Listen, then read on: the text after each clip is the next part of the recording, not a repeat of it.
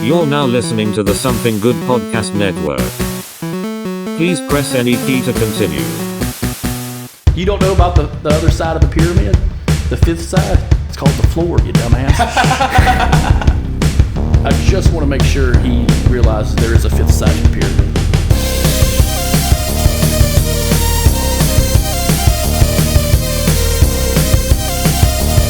And once you open your fucking mind of undefeated goddamn fairness.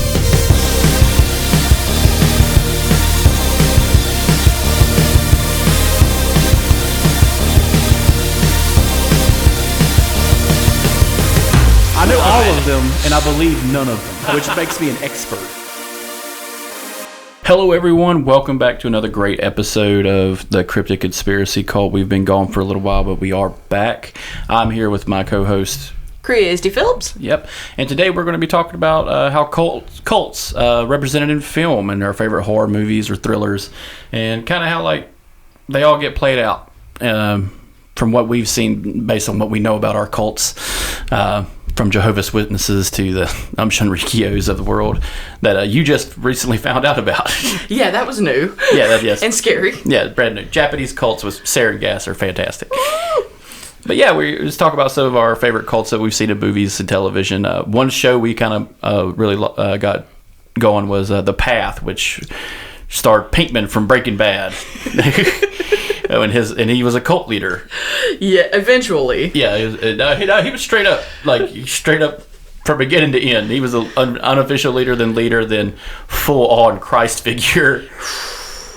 Yeah, but he had to deal with Hugh Dancy though. Yeah, another radical Jim Jones type guy. Yes. Without the amphetamines and throwing Bibles. That we know of. Mm-hmm. But yeah, kind of seeing how they are portrayed in film and how they not only get played out, but how you get a false narrative of cults very quickly in movies, which I kind of hate.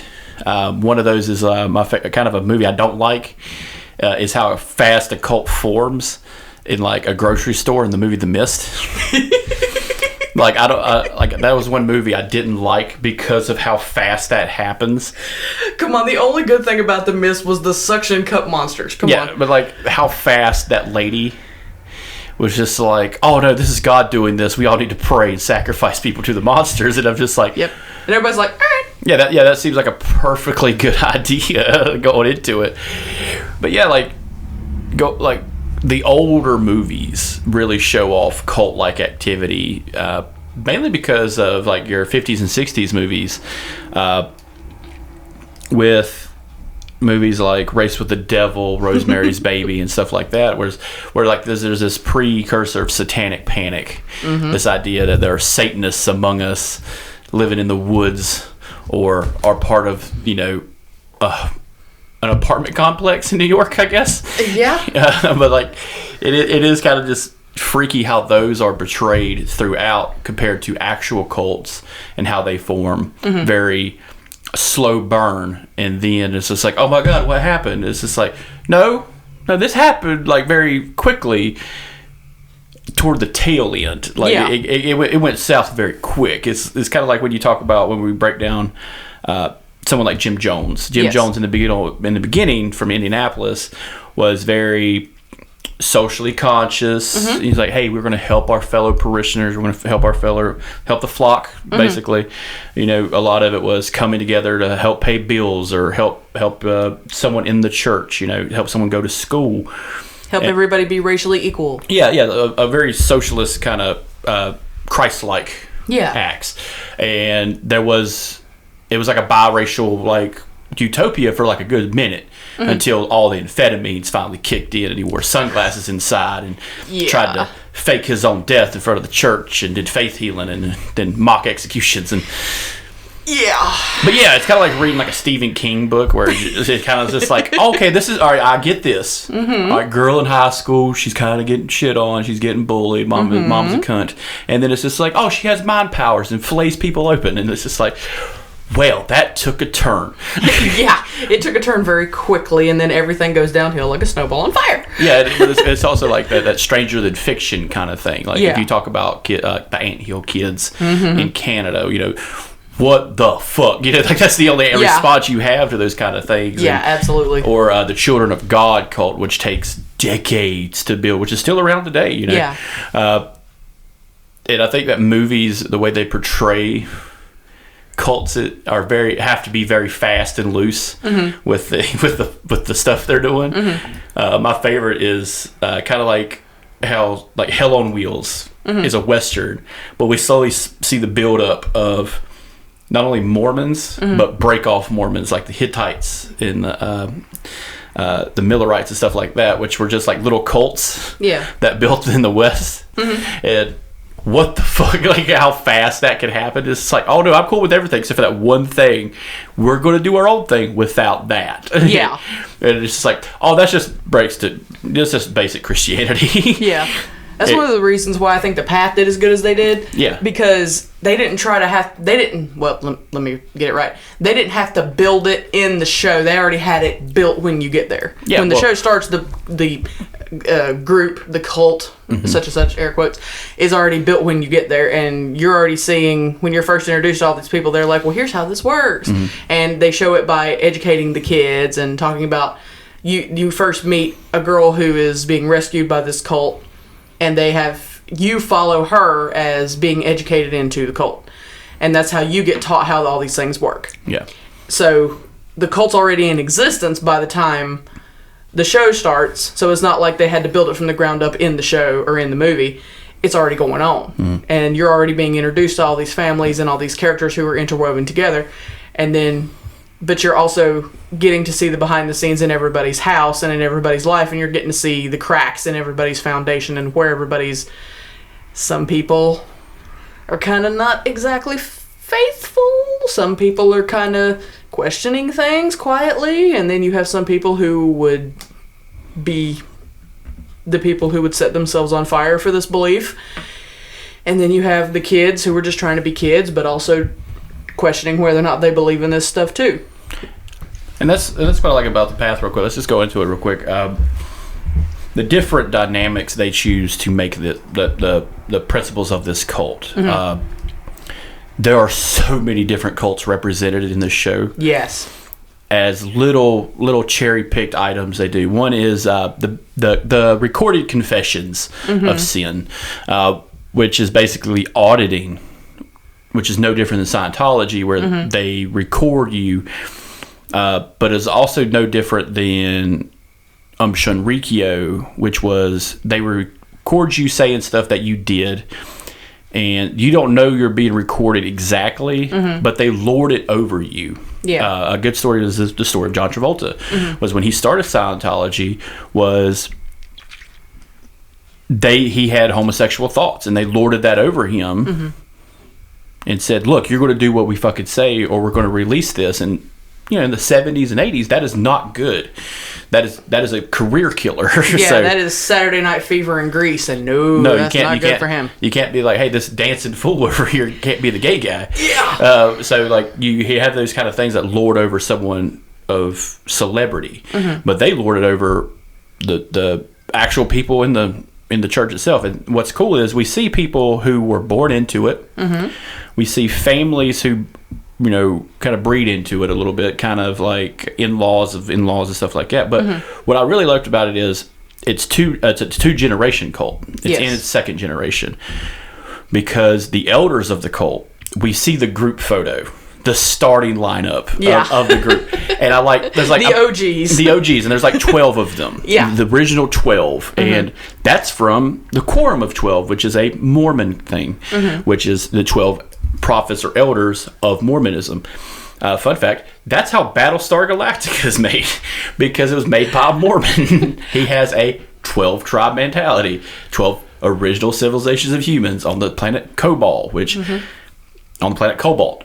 The planet in Mormonism, guess what? It has planets in it. The planet is called Cobalt. Well, that's where God's from in Mormonism. So, like, you have these kind of like little things, and I love the multi-level marketing, like, strategy of ascending in the cult, which is also kind of like Mormonism, because you couldn't just straight join the Mormons. You couldn't be Latter-day Saints immediately. We would have to be in it for a while before we could actually go to the temple part of it. And I think that's just fascinating how they built this this self-help path. They call it the rungs of the ladder, which they climb the ladder, and they end up in the same kind of way that Scientology ended up, where we need to add more rungs to keep people in. Because from Breaking Bad, Ryan Paul, what's his name? Pinkman. I was gonna say I don't remember his name in the show. All I ever did was call him Jesse. Yeah, Jesse Pinkman. I'm sorry, he's Jesse from Breaking Bad and everything he's ever done. This is what he did after he cooked meth with a scientist. This is how he escaped. He got his mind right. Went to South America, met a guy with a snake, and joined a cult. Met a nice lady, had some kids. Yeah. Fought a androgynous fucking cult leader and fucking became the leader by digging holes and doing push-ups. But yeah, so you get this multi-level marketing scheme almost, which is kind of like how MLMs work, is cult-like. Yeah. Is, you're only as valuable as many people as you bring into the system.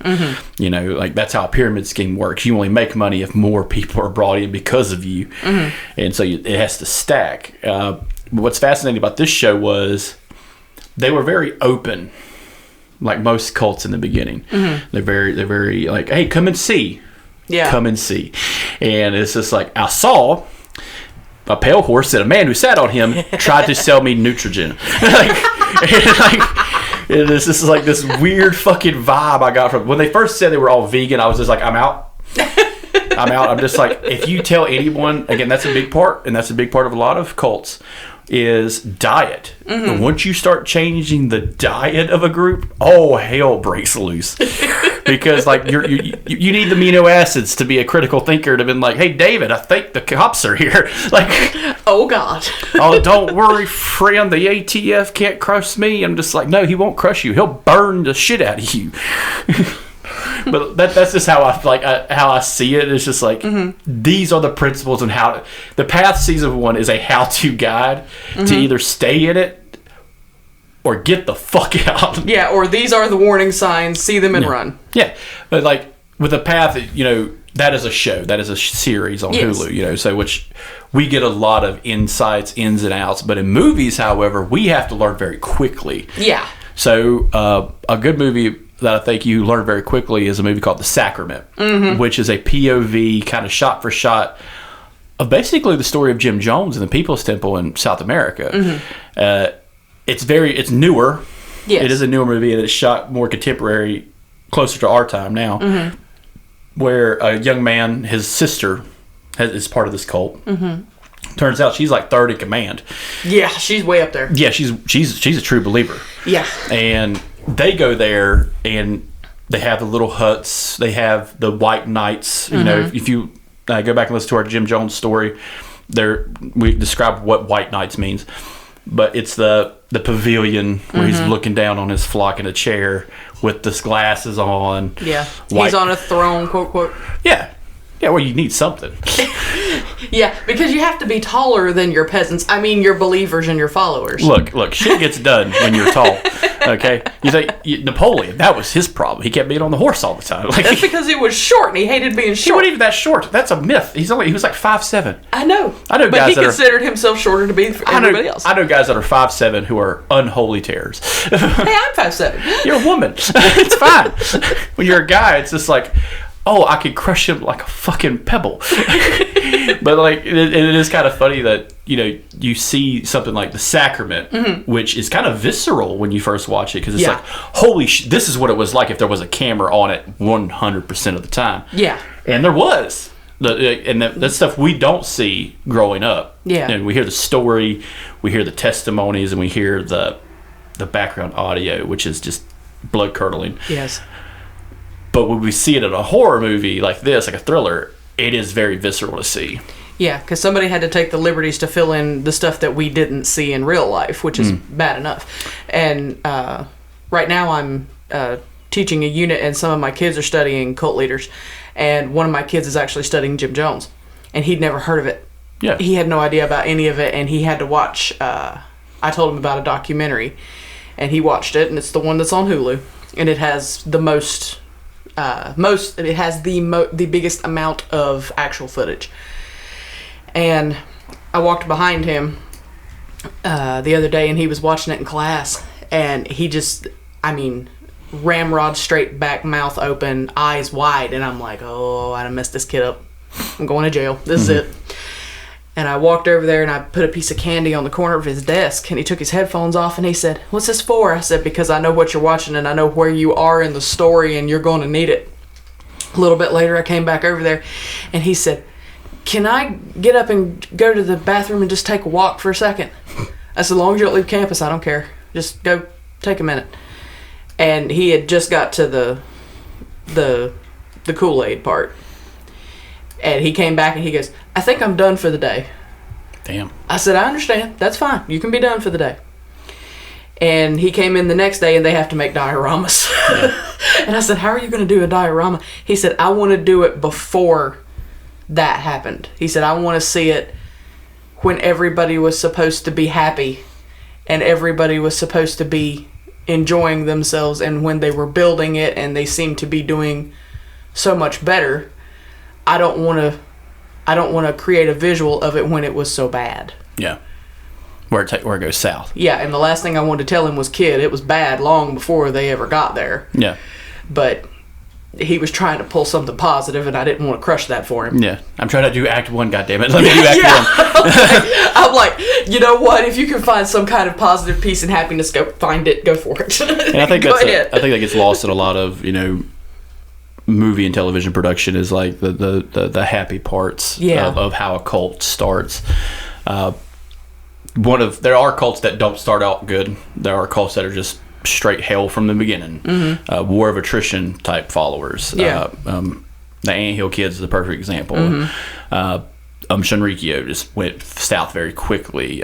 You have your followers of the Solar Temple, your Children of God, all these things at some point started off very good, but took a hard right turn very quickly. Yeah. And that's kind of hard to do in production, in movie production, because when we start seeing cults in the movie, it's just like, oh no, these people are fucking bad. That's why we call them a cult. Yeah, for real. Like when you see in a show like Hell on Wheels, where the preacher's finally gone nuts, and he starts giving guns to the natives, it's just like, oh, he's the great white buffalo for them. He's going to murder us all in our sleep.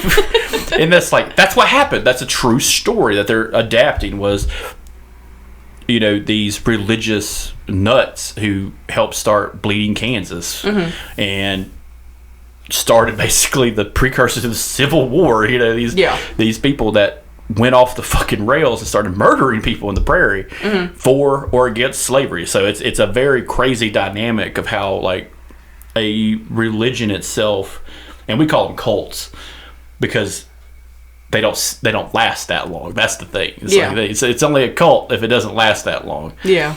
A great example of this is the Millerites. Have you ever heard of the Millerites? Not really. All right, so the Millerites were a doomsday cult that ended up becoming the Seventh-day Adventists. They were named after the preacher Miller, who said, "Oh, the world's coming to an end in like 1845. It's all over." So obviously that isn't true. I mean, and so that's where we get terms like the rapture. Was from a group called the Millerites. We that's not actually in the Bible. Like in the book of Revelation, it just says a third of the people on earth will just go to heaven. Yeah, it shall come like a thief in the night. Yeah. It doesn't say when. It doesn't say when. It doesn't say how. It doesn't say we get naked and fly into the sky. But we know that as the rapture or the left behind propaganda bullshit. Yeah. I got tricked into reading that. I had a bunch of people who tried to read it and tried to give it to me to read, and I'm like, no. I thought it was sci-fi. I'm too busy reading Anne Rice and Edgar Allan Poe. I'm good where I'm at. You go ahead. That real center shit, yeah. Yeah, I'm over here in Goth Haven. You go right ahead where you're at. The books that should be banned. Hey. Yeah, that vampire sympathy. I love the vampire sympathy. Oh, God, they're all fucking either Confederates or just French cotillion assholes. Hey, that doesn't happen in the Anne Rice books. Yeah, okay. It doesn't. But let's talk about some cults in movies. One of your favorite is The Black Cat. Yes. Tell us about that. Tell us about that cult. So, welcome to the great year of 1934. Great time to be alive. Oh, God. Especially if you're a cracker with land. You would have been fine. I don't have land, but I would have got some. And we'll talk about that on our new podcast. How we'll be fine. Yeah. Time travel and other steps. Yes. So what I liked about it, other than the fact that it has the great, speaking of vampires, Bela Lugosi, and oh god, his name just left me, Frankenstein. Mm-hmm. Both of them in there as just humans instead of the monsters they normally portrayed. They are two former soldiers that were at war, and they have come across each other in a different time period, and they just happened to do this on a train. And caught in the crosshairs is a young couple who are on their honeymoon, and they're just trying to get to where they're supposed to be. Classic Agatha Christie style storytelling. Yes. But what's messed up is the reason that it's so bad, according to the movie, is they are both members of a satanic cult. Hell yeah. And they are trying to kill each other, to sacrifice each other to Satan to gain immortal power. So the only thing that makes them evil, according to the movie at the time, was that they were in a satanic cult. Looking back on it now, as we sit in my dining room in 2023, it's because they're human beings and they're evil. Yeah. It doesn't have anything to do with them being monsters or anything. Humans are just as monstrous as any monster that's ever been, in fact, more so. So that was one of the reasons why I loved it so much, is because you get to see the big boys who played the famous monsters be human monsters, which is scarier than any monster that's ever been created by Hollywood, in my own opinion. Yeah, so like, well, that goes back to like how storytelling, how horror was told. You know, the 3 layers of horror. You have the first horror, which are the campsite horror. Hey, we're by the fire. There's something out there we can't see. It's a monster. It's a animal, a werewolf, a vampire, something that we can't see, that we can only imagine how horrible it is. A big mouth, multiple teeth kind of thing. Yeah. What is that? What awful thing could be there? And then as the world progresses, it's not the thing you can't see, it's the things you hear about. So, you know, the progression of horror is always the thing in the dark, the foreigner monster, your Draculas, your Frankensteins, your mummies. They're not in America. They're from overseas. They're from the old world. They should be terrifying. And then you have the people who return from horrific things, like war veterans, or sideshow freaks, people who don't look the norm. You know, that's why movies like The Freaks and like those movies of those ilk, or like Phantom of the Opera is a perfect example. You know, the deformed person is to be feared, even though they are just a man, just a person. And then from that, it's the person next door, and a nice little crop was aliens. Like, it's just like, for a nice little crop, the thing from outer space. This, how far does it go? And you know, we talked about this multiple times, like couch potatoes and other episodes. It's like how progression of horror is told, but like there is this niche thing of, let's talk about that group over there, this cult over there. And that's kind of like the progenitor of how America kind of starts in the beginning. It was, you know, we have the Native Americans here long before Europeans come to settle, long before the Spanish come here, from Central America to Mexico, what is now Mexico, North America, and the First Nations of Canada, to, you know, the eastern tribes of what is the United States. All of them have a different mythos. All of them have different ways of worship and stuff like that. So when they clash with a group of people that come here, there is a different source of religion. There's a different way of religion. So like a good way to describe this is, how does your religion begin determines how your religion is told and seen going forward. Yeah. So think about like when we were kids, we were going to church. The story of Christianity is very bloody. Yes. It starts with the death of a man who gets beaten to an inch of his life, crucified, stabbed, tortured, and then taken off a cross, disappears for 3 days, and ascends to heaven. That is one of the bloodiest fucking tales. Yes. Of a religion, as opposed to the Genesis story of like the people of Abraham, which is there was darkness, now there's light. Blah blah. Yeah. Look what I got. I got 2 people in a tree. I'm doing fine. I got 2 people at a tree. I got this rib-stealing bitch talking to reptiles. Talking to a snake that's got feet. Eating probably figs. It wasn't an apple. It was a fig. The most sinful fruit. Because it tastes like candy. But like you got those 2 things, and like how do those, branch out? Mm-hmm. And what does Judaism look like? What does Christianity look like? One is a very solidary religion. Mm-hmm. One is fractured beyond belief, like a tree branch, mm-hmm. which branches off into multiple different things. And what I like about cults is if they got a bloody beginning, they're going to get so much fucking worse down the lane. Yes. A great one of this one is, just interpretation. Mm-hmm. Of how cults are done in movies. You talked about the Black Cat, the Satanists. Yes. It's always Satanists, Always. The Satanic Panic, your David Ikes of the world who are just like coast to coast AEM are just talking about the Satanists in every town from fucking Charlotte to Los Angeles. Yeah. In every small town, there's a group of Satanists. Mm-hmm. Well, we know in the real world, this is a bad way of thinking that gets people fucked up. Yeah, West Memphis 3. Hey, let's kill 3 teenage boys because 3 little boys died. And they wear black clothes and listen to Metallica. Yeah, that's portrayed very well. In, how people saw other religions after mm-hmm. the Puritans. Puritans are displayed very horribly in media mm-hmm. because, we all know the Crucible. Yes. They did not all wear black. They didn't wear buckles. They wore different colors. There was a cunt called Winona Ryder, out there, who was telling, I jerked the devil off in the backyard. Just like that, yeah. Yeah, because he told me to. Or because this woman has property, and we need that property. You know what I'm saying? Yeah. And it becomes a land grab kind of situation. Little Susie, you need to get up on the stand and tell everybody that the little old man next door who has absolutely no way of putting his hands on you put his hands on you so I can get his property. Mm. And Ted the devil did it. Oh, God. That's my favorite thing about cults. The devil told him to do it. The best fucking answer of all time is the devil told me to do it.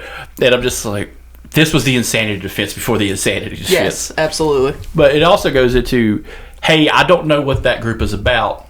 So in my mind, I'm going to make up things mm-hmm. about that group. If I don't understand it, it must be wrong. A great example is history-wise, in the early 1820s, 30s, and 40s, mm-hmm. you had the religious revolution in the United States.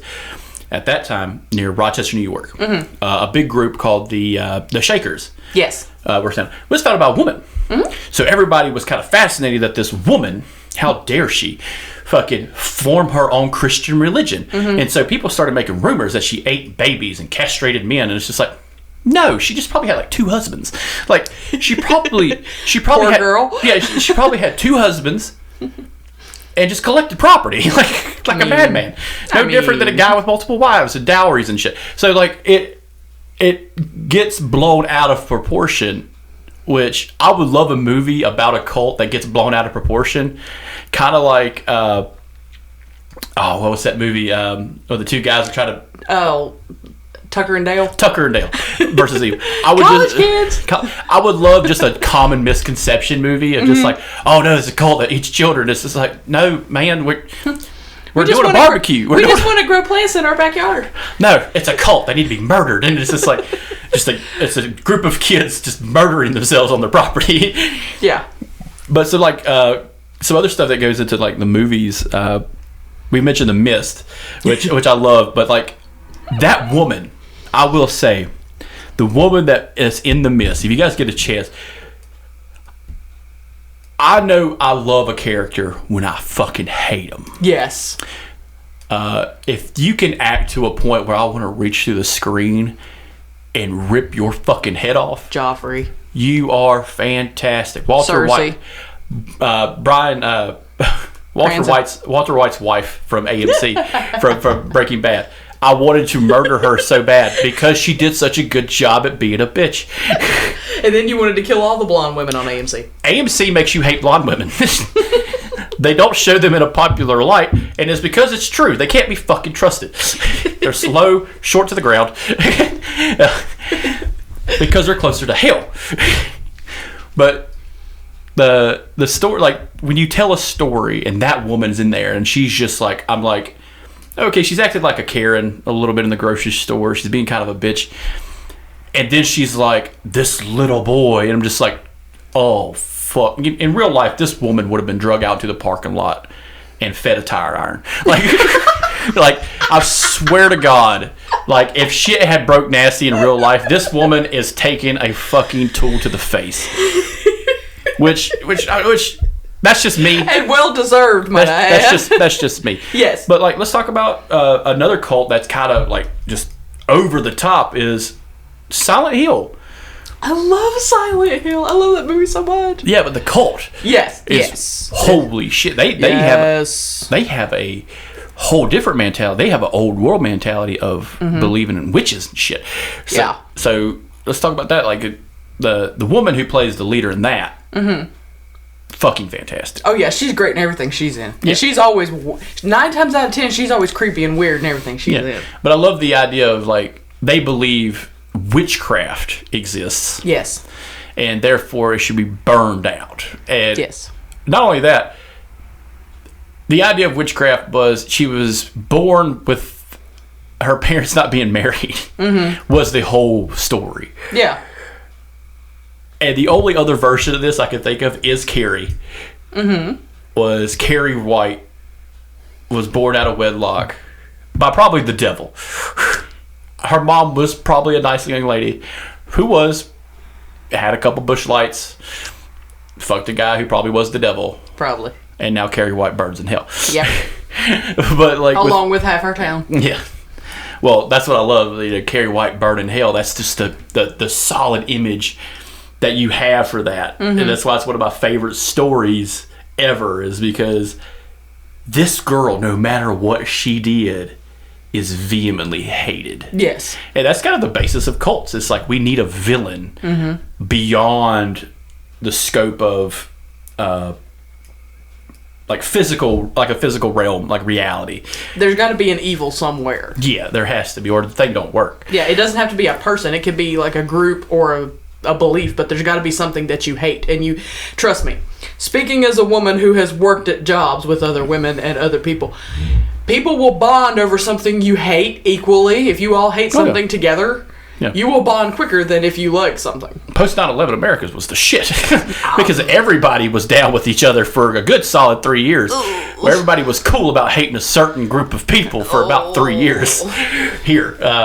But not everybody, I'll argue. But the cult mentality is it's us against them, against everyone, and I love that mentality because it reminds me of just like Baptists, Methodists, and just like, you guys live in the same town. Shut the fuck up. Yeah, they didn't show up with a nice covered dish. Yeah. How dare they? Yeah. Fucking Methodists. Look at her showing up with her ankles out on Sunday. I remember my dad telling me a story. Him and his dad went to go buy a car, and they were talking to the guy selling the car, and my dad and his dad left and decided not to get the car. And my dad's like, why are we in that car? And he's like, because that guy's a fucking Methodist.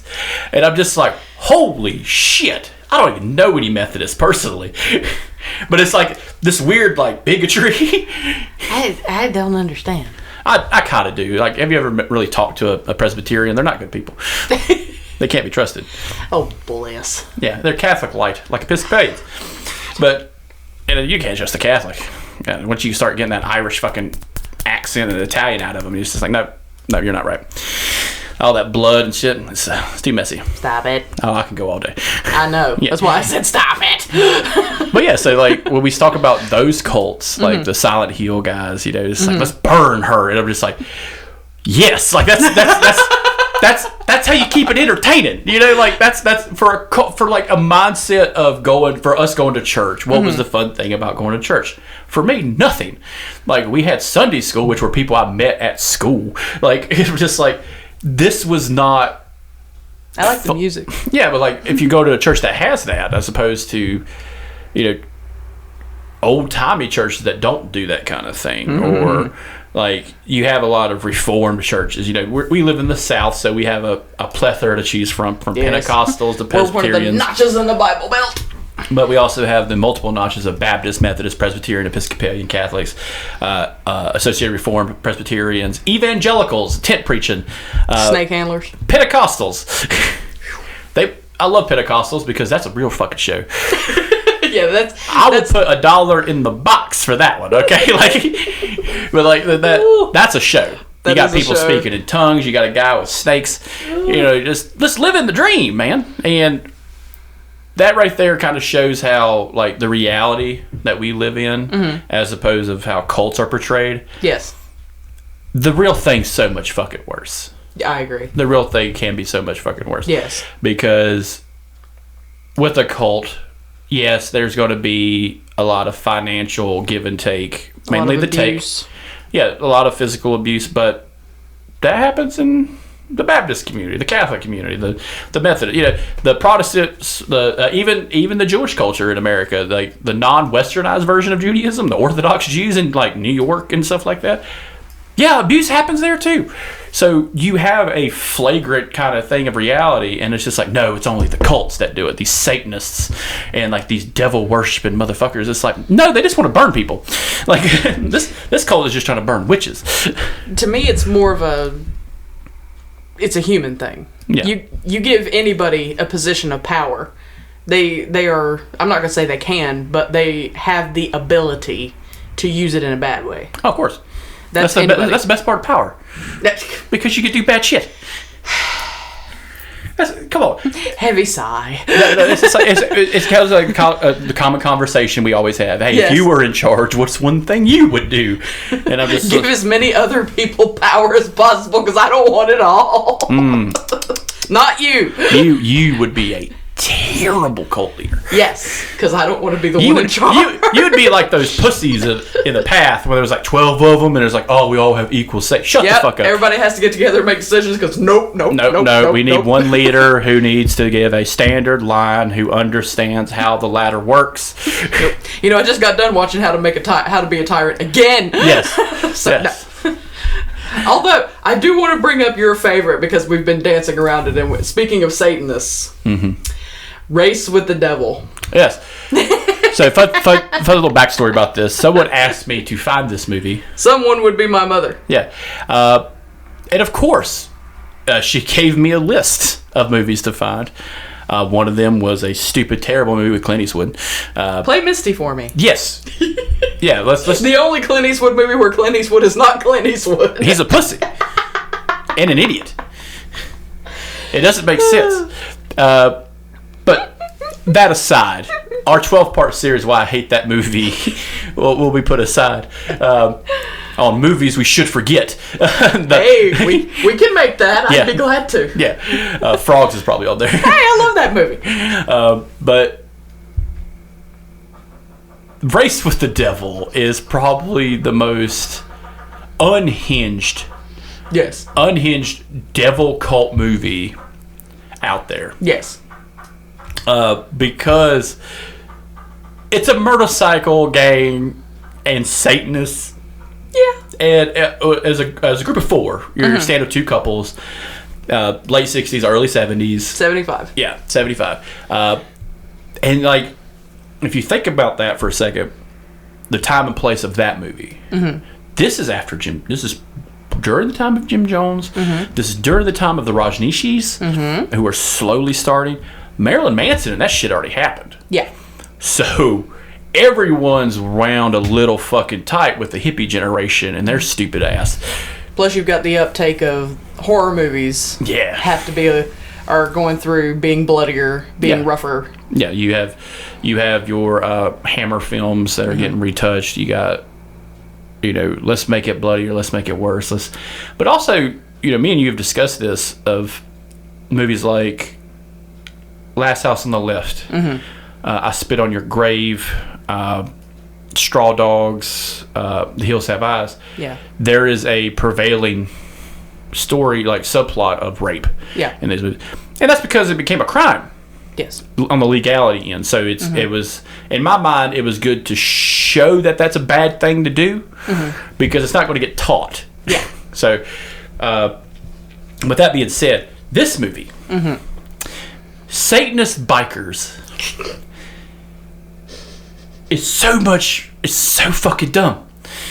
I just like, you literally have the Hell's Angels who are real, who are just assholes in real life.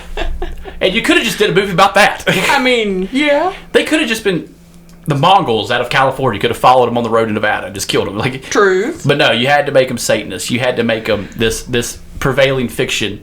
Well, you gotta think. You got Henry Fonda in this. Mm-hmm. The Easy Rider himself. Yeah. So, two couples who are apparently the two guys in in this. They're in a Winnebago. Yeah. Riding around. Living the dream. Living the dream. Riding around the desert. And they have racing bikes and dirt bikes, and they're just riding in the hills off randomly. And they're all sitting out, and they do what anybody does in a horror movie that you never do. They're sitting out by their campfire, and they happen to look across this little lake, and they see a bunch of guys, a bunch of people in robes, dancing around a great big bonfire. And then they see a girl gets disrobed and sacrificed. As one does in the desert. As one does. And because absolutely none of the two guys go and grab binoculars and get a closer look at the completely naked girl before she gets killed, and they watch as she dies. And then they're like, we've got to go to the cops, we got to go to the cops. So they get up the next morning and they go over there, and there's no sign of anything, there's no blood, there's a little bit of place where the fire was and all that. And the whole time they go into town, and they're like, hey, we saw this happen. Come to find out, everybody in town is in on it, and they're all members. Fun fact, small towns are terrible. Yes. My ass would have saw that shit from across the way and would have been like, I did not see anything. I was looking at my watch. If anybody asks me what religion I am a practicing none of your goddamn business. And I would have got back into my home on wheels and left. Mm-hmm. And another thing, you mentioned the motorcycles and dirt bikes. Every horror movie I've seen with dirt bikes, those people die. Pumpkinhead. Pumpkinhead. Just thinking of that. I'm like, they deserved it. They deserved not it. Not all of them, but a the good ones, majority the of them. The ones that hit the kid deserved every single solitary bit of it. Yeah, but like, every time you bring in like motocross, I'm just like, yeah, you all fucking deserve to die. Nothing good ever happens when there are motorcycles in horror movies. I'm sorry, they don't ever make it a positive thing. But no, they go toe to toe with this cult. Yeah, they're running from them down the highway, and they're shooting at them through the cars. Yeah, and it's a big it's a long drawn out, slow death. Yes. Kind of thing. And like any 70s movie, it ends with the bad guys winning. It's bloody. It's gory. bloody. Like Rosemary's Baby, which was another Satanist, basically propaganda film, which was like, she has a drugged... She was date raped by the devil. Thank you. That's exactly welcome to the entire premise of this movie. And like, consider it is Roman Polanski. Yeah, that sounds about right.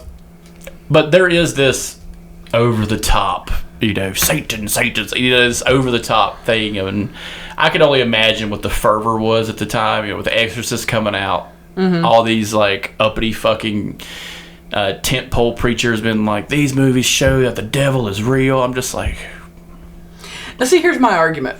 If you're gonna shout out to the rooftops, this proves that the devil is real, not Rosemary's Baby. Mm-hmm. The Exorcist. I'd argue that one. Yeah, I could see that. The Omen, maybe. The Omen is so good because it shows that it's okay to have the most late-term abortion possible. I did not laugh at that. Oh my god. Yeah, like, what is it, like the 95th trimester? I think it's okay to kill this little motherfucker. Just Gregory Peck trying to stab him in the face is probably the best idea of why abortion should be legal. Okay, I did the most horrible thing in the whole entire world. Yeah. Other than just laugh at that. So they re-released it when they did the new version. Yeah, I remember that one. I went to the movie theater to see it. Me, Mom, and Dad. Sitting in the back of the movie theater in Statesville. And it's the re-release. It's the new one. You know what they do. They take liberties with the new ones. I'm sitting there watching this movie. It's dead silence in the movie theater because it's the end of the movie where he's got to decide if he's going to kill his kid. Yeah.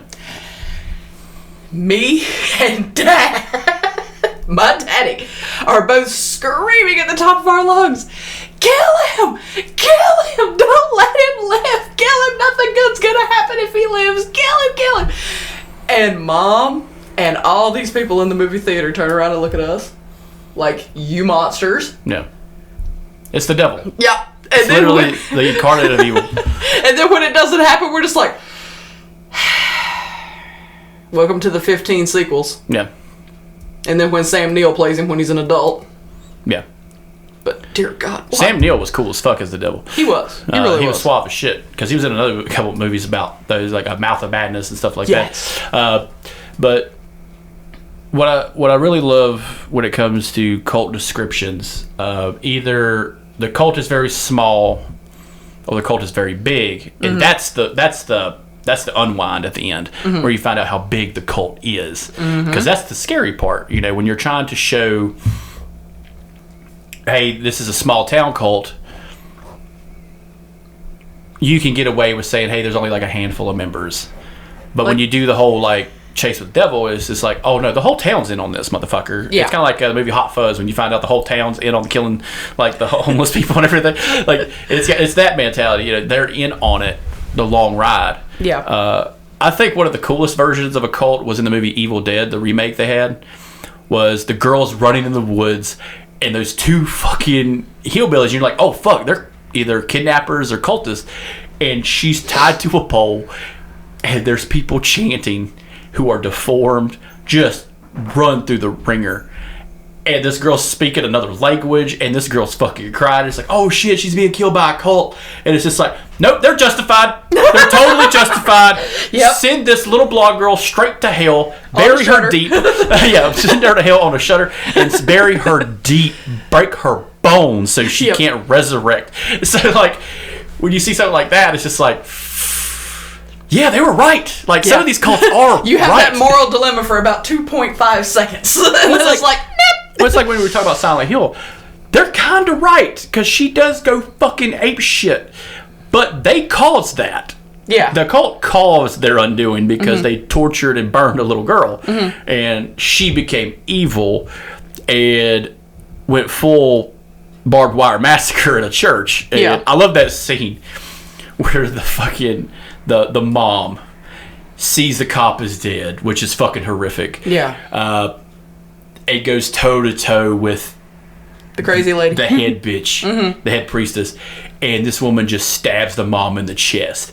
It is just, she's basically vomiting blood out of her chest. And I'm just like, when I first saw that, I was at a theater and saw that, and I'm just like, what? They're going to kill her? Like, I didn't see that coming. Because it takes so much liberties with the game. It's not really that close to the game, storyline wise. But it's just, bruh, and then you start seeing what the blood's doing. I'm just like, yep, you all deserve this shit. And the way they kill, I will say this, the Sam Raimi level of, like, that scene in the original Evil Dead with the lady in the trees is nothing compared to this barbed wire bisection this woman goes through. Yes. And I'm just like, that's some fucking Hellraiser shit right there. That was actually a moment where I went, little much? No, totally I'm out of practice. Like, little much? Maybe. There was one moment in that movie where I went way too much, which is where the girl who runs around the town and picks up all the shiny stuff she finds. Oh, the regular little girl. Yeah. Just the plain old regular girl who helps them out. She's trying to go back in and doesn't make it in time, and Pyramid Head guy grabs her and rips her skin off. Literally rips her skin off. Well, she's throwing rocks at the homeless lady, so fuck her. Yeah, but I'm like, oh yeah, that's a fucking Mortal Kombat fatality. Yeah, I'm like, okay. Well, I remember when they showed it. It's just like he grabs her, and he somehow grabs enough like skin that he's able to grab it like a fistful, like you're grabbing a t-shirt, and twist it and then pull. Yeah. And I'm just like, God damn. Like, that was one of those scenes when you're a kid, you're just like, that's pretty fucking metal. For me, like, if I will say this, like, me and you've talked about this, like how you teach students and stuff like that. When you were telling a while ago, when you were talking about the kid like having a fucking mental breakdown hearing Jim Jones, I'm just like, he just needed a minute. I'm just like, what a pussy. But like me and you grew up a little differently. We grew up in video stores watching horror movies. Yeah. So like our idea of fucking horrific is like the white collar guy in khakis killing people. That's horrific. Not the not the guy with a deformed face ripping skin off motherfuckers. Now, that guy's casual. Like, I understand that. Yeah, that's why Texas Chainsaw Massacre never scared me. Yeah. That's why Silence of the Lambs is always scarier than Texas Chainsaw Massacre. Well, yeah, so what's another movie that you think kind of shows cults in another light? Oh, now you know. We got to talk about Children of the Corn. Children cannot be fucking trusted. And children who are cool about vegetables really can't be fucking trusted. I mean, anytime kids are wanting to eat their vegetables, we all should be suspect. Dude, I never understood, like, I read the book years ago. Yeah. And it's a very good book. Yes. The movie is laughable. It really But I grew up watching The Terminator. Yeah. So when I see Linda Hamilton, like, I watched her in, like, Dante's Peak and fucking The Terminator, Terminator 2. I see her, I was like, oh no, she fought a metal skeleton, 6'4" Mr. Olympic. Yeah, she could drop kick a fucking kid. Who gives a fuck? Like, yeah. But I've seen her in this, and it's just like, oh no, it's a different time. Limbo Hamilton, you know, she's not like, you know, doing push-ups and shooting an AR-15. You know, like this is this isn't Terminator 2. Linda Hamilton. This is Terminator 1. Linda Hamilton. Yeah, this is what she did before she became a waitress. Yes. And fuck that homeless guy. Yes. But no, this guy, we love this. We love this movie because of the guy who did the YouTube commentary on it. Yes. It was so good. But like, they kill a kid immediately They do. by accident. It's the couple that goes into the town that's been murdered. The whole town's been killed by the children who worship by a child preacher who's infected by something that walks behind the rose, a devilish creature that we do not know of, an evil, not Air character, quotes. just an evil thing that lives within the corn. Yep. As stupid as this sound, this is the most cracker fucking racist. Like, this is the most like white Midwestern cult you could think of, because it's not Satanist. No. But they crucify people like scarecrows. Yes. They have little corn husk dolls have, and they have this really weird mentality. When you turn 18, it's time to go.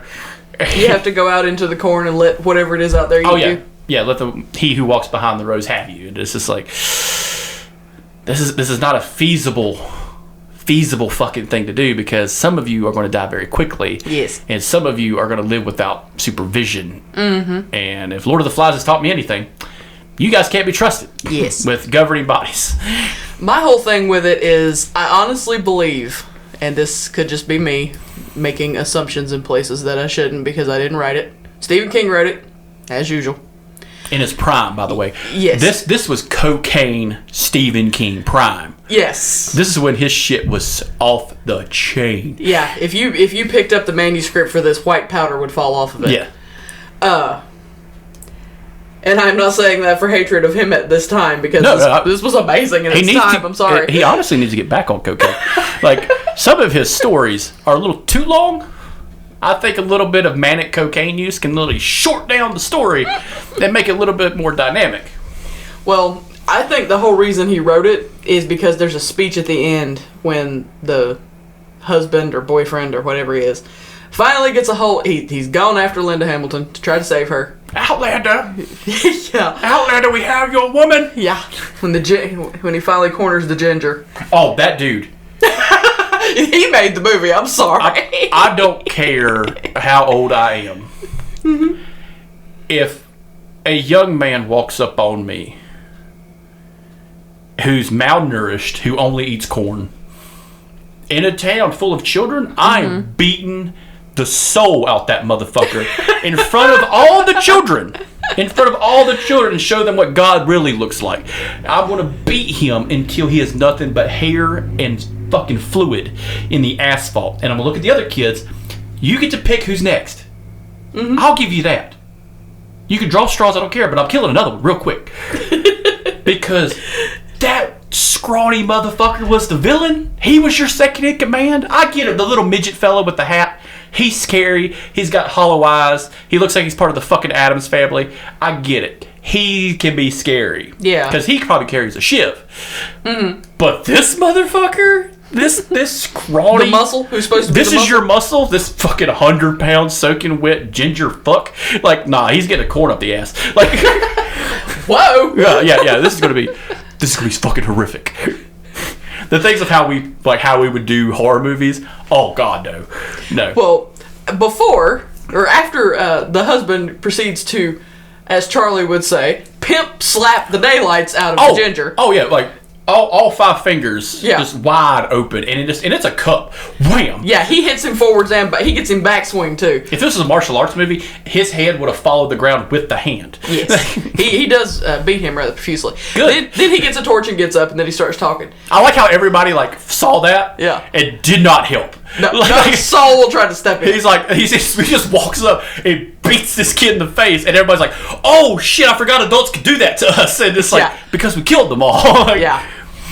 But he gets that torch and he starts saying, basically he's saying that any religion that doesn't practice love and tolerance is wrong. And I'm like, Stephen King, did you write this entire thing to say that? No. He wrote that because he's like, I really want to beat the shit out of preschoolers. I mean, and that one tall kid. But can you in the universe that Stephen King creates with cults and stuff like that, especially the cult of personality itself, is can you imagine? He's got Carrie out, Cujo's out, Needful Things, Children of the Corn, his early works are coming out. At no point was his wife been like, can you imagine if Carrie White showed up in this town? I'm just like, yeah, she would have been a deity to these fucking kids. Yes. And she would have been scary. But no, you killed this poor girl. But the Children of the Corn, I think it doesn't get enough respect because it's corn. Yeah. It's just this idea because here we don't see the farming community as big in our own lives. This was a great story to tell in the Midwest. Yeah. Where the towns are small, they're agricultural only, Kansas especially. But it's so small that's why that couple's there. They passed the town because town's too small to even find on a map. Yeah, they're on their way to somewhere else. Yeah. And oops, a kid steps out front of them. Oh, man. Technically, he's pushed, but you don't find that out till later. What do you know? It's probably a deer. I still love the YouTuber. Bet you made eye contact with him before we hit him. Yeah. Oh, what was that? Nope. I would have kept driving. You're in a corner. Hey, it's the fucking early 80s. No one's going to give a shit. You're passing a town that doesn't exist. Happens all the time. Now, there is one I want to talk about. Yeah. Because this is one of them that takes the cult thing and throws it completely on its head. The Village. Ugh. M. Night Shyamalan. But the idea. Oh, yeah. Blind girl who just can't fucking catch a fucking break. Yeah. Well, the cult idea. Yeah. Not the same cult idea you've heard 400,000 times. Well, it's kind of like The Path. The Path takes from that. And it's like, hey, there was a group of people who wanted to get the fuck out of Dodge and do their own thing. And they bought a shit ton of land, put a fence around it, and created a community that goes south. And with some weird... It seems like if you were to give, reenactors an unlimited budget, yes, this is what they would do. Those weird fuckers who kind of work at Old Salem, or do Civil War reenactments. They're just this is what they would do. They would go back and live in the old times, and it'd just be fucking lame all the fucking time. And I'm just like, oh God, why does no one look up at any time? Does anyone look up? Hey, what's that? Is that an angel? Yep. Yes, Jebediah, that is an angel, not a 747. No, not the fact that a helicopter at no point probably flew over this fucking place, or an airplane at 25,000 feet could have been visibly seen on a clear sky. Just what's that? I don't know. Maybe a dragon. Imagine if they would have seen a drone.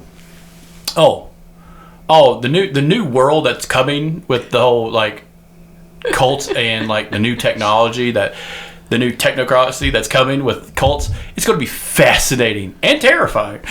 Your new Chat GPT cult is going to be awesome. Oh, God. Corn for everyone. Corn for everyone. But yeah, the village. I remember watching that when it came out because it was around the same time. He had another movie, The Sixth Sense, had just got real big. Yeah. And that came out a little bit later. Had Joaquin Phoenix and Bryce Dallas Howard in it. Yeah. Yeah. What did you think of their way of keeping people in the town or in the village? I thought I didn't catch it I didn't catch the actuality of what it actually was, because you go into it and you're seeing that you are sold that it's a period piece and that there's some kind of monster in this village, and you're like, okay, so you're watching the movie, and then it's that whole old religious thing where you have to put it's gonna put blood on your doors, and I'm like, okay, so we're pulling the old school Christian ideology of blood on the door facings. Okay, we got that. Or like old school like Passover Judaism. Yeah, okay. Exodus. We got that. And then all I focused on was, how is this poor blind girl gonna tell Joaquin Phoenix that she's in love with him when he keeps getting stabbed to death all the time? And then I'm like, oh, first of all, this is supposed to be like way back in the Puritan days, so if he's already got stabbed, then I got news. No, he's gonna die. Yeah. He's gonna get an infection and die. Yeah, so like I remember the creature when you see it for the first time is very anticlimactic. When I saw it, I'm like, as soon as I saw it, I said, that's a person. Yeah. So then my mind automatically went to, okay, maybe somebody who got thrown out of the village, living in the woods, maybe? Outcast person? Always. My mind automatically goes to Sleepy Hollow. The people get kicked out, they live in the woods, okay. And then when she climbed over the fence, I'm like, no, you have got to be kidding me. And then of all the people that they decide to run as the cameo of the forest ranger to talk to her, M. Night Shyamalan himself, I'm like, oh, you just wanted to be in your own movie. Yeah, that's what he does. He shows up in his own movies. Like, you just wanted to be in your own movie. Yeah, and that was I'm trying to think of a horror movie that was on Netflix that was kind of similar to this, but it was a real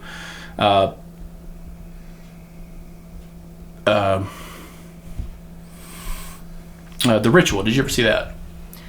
I heard about it, but I didn't get to watch it. So there is a cult that lives deep in the woods of Sweden. Mm-hmm. Because of course, Sweden, Norway, and Finland are the lands that Christianity didn't quite go well.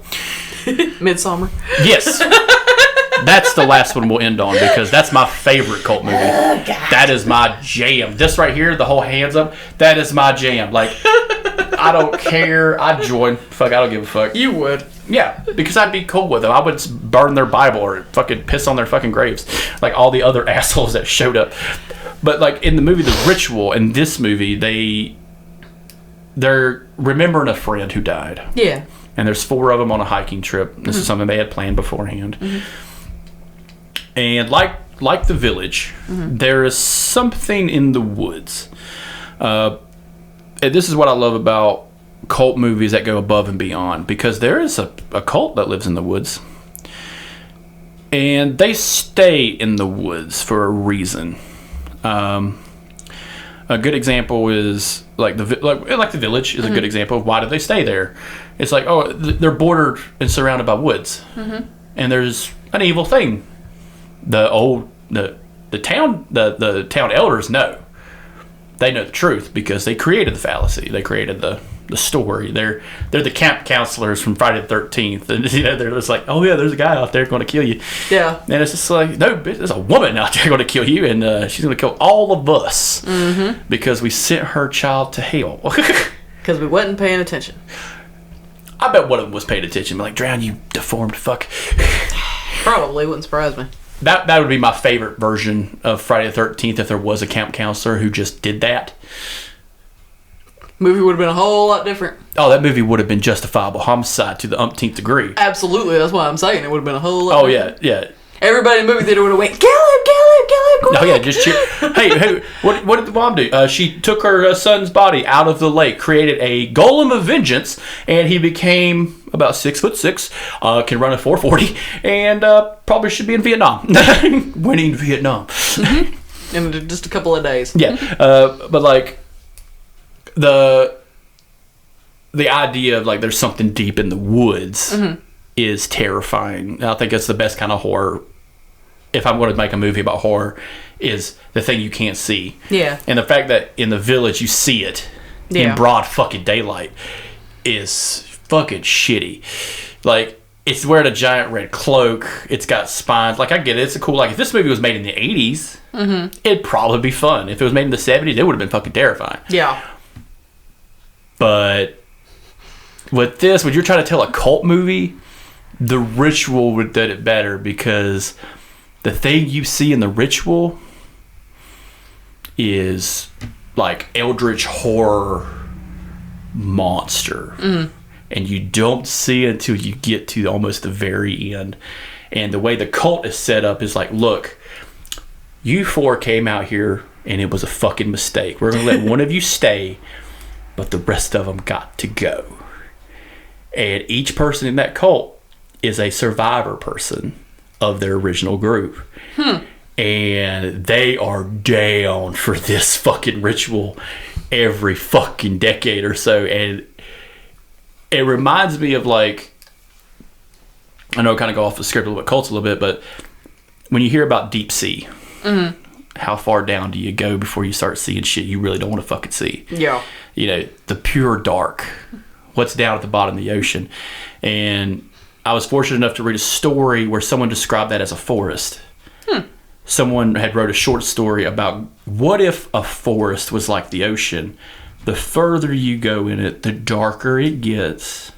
And the scarier the stuff. Well, no, the sunlight doesn't penetrate the leaves. You know what I'm saying? Like, the trees are bigger. The forest is darker.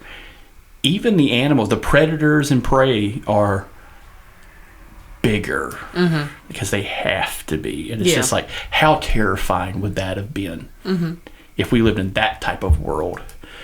Please no. Where, like, the American redwoods was like that. Like, we have national parks, which are terrifying anyway, because people just disappear all the time. But, like, deep in the woods, in the deep dark, that's where the cult's like, we made it to this point. You go no further. Because there's a great white in that fucking woods. Yeah. A predator beyond belief. And I just love that idea when you're telling a cult story. Yeah. Because now the cult is justified. And now it's just like, no, we do this because we want to stay safe. And that's another kind of cult story we don't get a lot of, is the justifiable cult. Deep in the fucking, like, unknown world. Because cults in, like, cities are just kind of... Rosemary's Baby. Yeah, like Rosemary's Baby, Jim Jones, you know, David Koresh even, like, you know, just this happy-go-lucky, you know, like, hey, dude, did you hear his cover of Blackfoot, man? That's pretty good, man. Like, hell yeah. Like, David Koresh is the great Southern, like, Texas Southern fucking cult leader, because he just, like, if you just gave that motherfucker a band, he would have been fine. Yeah. Jim Jones, if you just gave him crack, he would have been fine. Like, but no, he came around before crack, so, like, he missed out on that. Yeah. But with those real stories compared to, like, the fake ones, I'm just like, yeah, like, you it's hard to tell that story, and I kind of understand why horror directors kind of struggle, especially back in the day. Some of our favorite films of how to tell a cult story and not just being like, it's the devil every fucking time. Yeah. You know, where we've seen movies where no, the group that exiles people is the worst. Yes. Because you're just ruining their lives. Because we've seen this in documentaries of, you know, the FLDS, the Amish and stuff like that, how they exile people who have no bearing on what the real world is. Yeah. And you're basically feeding them to the fucking wolves. And they don't have access to their family. Yeah. And the people that they grew up with who've been with them their whole lives. Yeah, so comparing, like, a movie cult to a real cult is happenstance, really. Yeah. But, like, I could imagine just, like, the real world versions of these not lasting a week. No way. No. At some point, Silent Hill, someone's just like, hey, man, we've been in the dark for a very long time. You think we're doing anything wrong? Witch! And it's just like, oh, fuck, man, you're gonna burn me too? God damn it. Dude, I just saw Mary get turned into a fucking kebab like a minute ago. Like, god damn, dude. You think we might be in the wrong? Are y'all not out of matches yet? Yeah, like, how long does the fire burn, you know?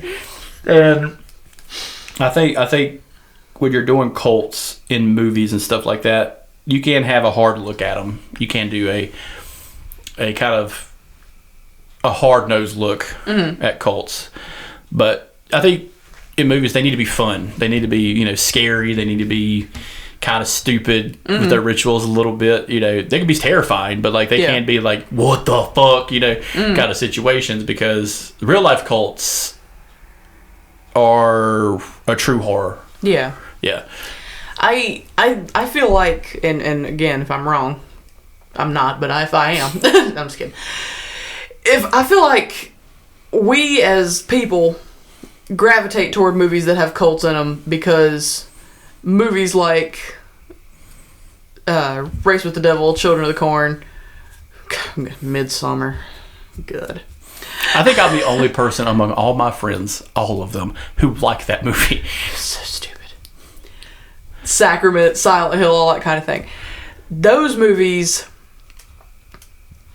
give us a different perspective on cults. And if we want to go see it, we know good and well, if we want to look at an actual cult, there's so many documentaries out there of the actual thing. Yeah. And just like with movies, do you really want to look at the serial killers and all the stuff that they did, or would you rather watch Silence of the Lambs? Yeah. Do you really want to know all the stuff going on in the FLDS, or do you just want to watch the documentary Keep Sweet, Pray, and Obey? Yeah. So to me, it's a toss-up. If you really don't want to get that deep and dark into the documentary section, you can just throw on these horror movies and be like, oh, well, it's fiction. It's fine. I think that's the great thing about fiction is like it is an escape, but there is a subgenre of fiction which I love, is possible fiction, which is set in a world where this totally fucking happened. Yeah. Some of my favorite books, one of my favorite writers, Chuck Palahniuk, wrote a great book about a former kid in a cult called Survivor, and how he lived post a giant mass suicide in the cult, and the children who survived, and how he's dealing with his life afterward. And this is a work of fiction, but this is all within the possible thing.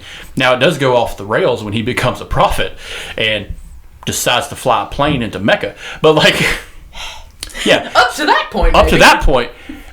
That's when I started realizing the pages were numbered backwards, and it was a clock that was ticking while I was reading. So when I looked down, I'm like, page 95, page 94, 94, 93. Oh, fuck, the pages are backwards. So, like, when I'm reading this book, it's a countdown to the end. Kind of like The Running Man by Stephen King, not the Arnold Schwarzenegger movie. But yeah, so, like, when you talk about, you know, plausible or fiction, you know, the Great Escape. Yeah, like it's escape from the real thing, because the real thing is fucking terrifying. You know, the stranger than fiction rule always applies, because the real thing is just fucking awful. A story, The Children of Thunder. I don't know if you've heard about these. It was a group of 3 people, fucking idiots, who created their own little cult, dumber than a sack of rocks, but they were the basis for The Strangers. Oh. So the movie The Strangers is based off these 3 chuckle fucks. Oh, wow. I knew it was based on a true story. Yeah, so instead of 2 girls and a guy, it was 2 guys and a girl.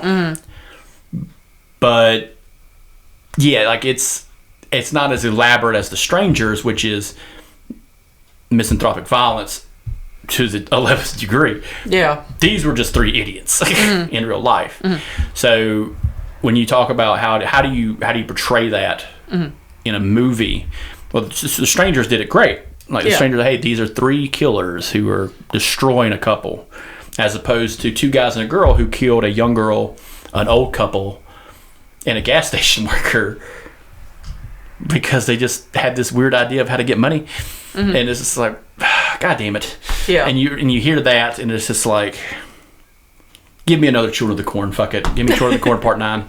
At least Part 9. 9 acres. That's what it's called. 9 acres. Yes. The back 40. Yeah. The back 40. Yeah. Yes. Yeah, but like, you know. We'll pitch that to him. Yeah, because I saw the newest Children of the Corn. It wasn't good. I was very... The remake? Yeah, I was very disappointed. But I think that's because a big studio didn't do it. Which, you know, you get somebody like A24 and like Ty West to do that. it's going to be the shit. Yeah. But like this one is, it's okay. Did they stick too much to the original? Is that why? I think they stuck too much to the book, and they got a little too close to the book where it didn't make sense, and they made the kid a girl instead of a boy. Mm-hmm. And it doesn't really change the dynamic too well. It's just like when they make Ellie Creed the zombie, instead of the little boy. Mm-hmm. Yeah, so like it really fucks it up a little bit. Yeah. But yeah, like you made a pretty good point bringing up, documentaries about cults, which is another part of, cults in film, is how do we portray these people in real life? You know, is Keep Sweet a good portrayal of the FLDS? I believe so. I believe, these people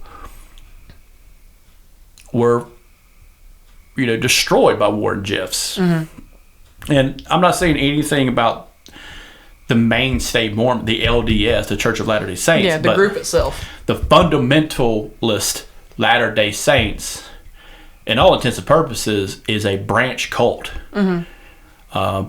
One thing we've said on this show as many times is like the Seventh-day Adventists have more cults branch off of those because of their doomsday belief. This idea of just like, you guys aren't crazy enough, so I'm going to make my own fucking church, like the Branch Davidians or the Millerites or something like that. Mm-hmm. It just go to town on the belief, I don't remember. Do you remember the guy who went to New York and had all the billboards saying the world was going to end in like 2003? Mm-hmm. There was a preacher. He said the world was going to end in like 2013. It was in 2013, and the whole world was going to end, and like he was in Times Square, and the reporters were there waiting. I remember hearing something about that, but I don't remember hearing like billboards. A shit ton of money on billboards and stuff, and it didn't happen. And then he spent more money saying, "Oh, my numbers were off," and it's like, okay, that's an actual practice in cults. Trying to create urgency when the end is coming. If I was going to create a cult, if I was going to do it, I'm like, no, the world's going to end in like 100 years. We need to prepare a place for us in the aftermath because I'm going to be long dead. But in the meantime, I'm in charge. You know what I'm saying? Like, this is the problem with some of these motherfuckers. It's like, oh no, like David Koresh is a great example of this. He was a doomsday cultist by all intents and purposes. Yeah. He didn't deserve to die like he did. And those people and children didn't deserve that. But all intents and purposes, they were a dangerous group of people. To an extent. Yeah, to an extent. To an extent. Now, I don't think they would have popped off in the fucking town because they were part of the town. Yeah. But, like, that's a whole different story. But, like, we're not telling a story, a fictional story. Oh, yeah, I got a man who thinks he's Christ Almighty with an AR-15. Like, a crown of bullets. And, like, you know what I'm saying? And just, like, praise Lord and pass the ammunition kind of guy. And it's just quite literally. If I want to do a story, that's what I'm going to tell because that's exciting and fictional, as opposed to David Koresh, who's really good at guitar and preaching like a motherfucker. Like, but like with that being said, like when we watch documentaries, which is still film, where have you seen anything where it seems like the cult was betrayed wrongly? Like, have you come across any kind of documentary or film that was based on a true cult that was shown in an unfair light? I'll say it like this. One of the best documentaries that I've ever seen is a documentary called Let the Fire Burn. If you have not seen it, I highly recommend it. And I'm going to tell you to watch it, and I'm going to tell you to watch it and form your own opinion because I went into it not knowing anything about it, and it's about the Move group. I'd never heard of this, didn't know anything about it, no clue at all. And it starts out with a police interrogation video of a small boy. I'm going to say, and I'm going to be wrong, and I'm sorry in advance, but I'm going to say he might be 8 years old. Maybe. And he's talking about when the fire broke out in his house, and he had to run through the flames out the back into the arms of a police officer. And he had been taught his whole life that the police officers would hurt him. And he had seen the police officers come into his house and hurt his family and hurt the people in his group. So he had to make a decision. Did he want to burn to death? Or did he want to run into the arms of a police officer who would shoot him? Yeah. So he had to make that decision. So he decided to try the police officer. And that's how it starts. Yeah.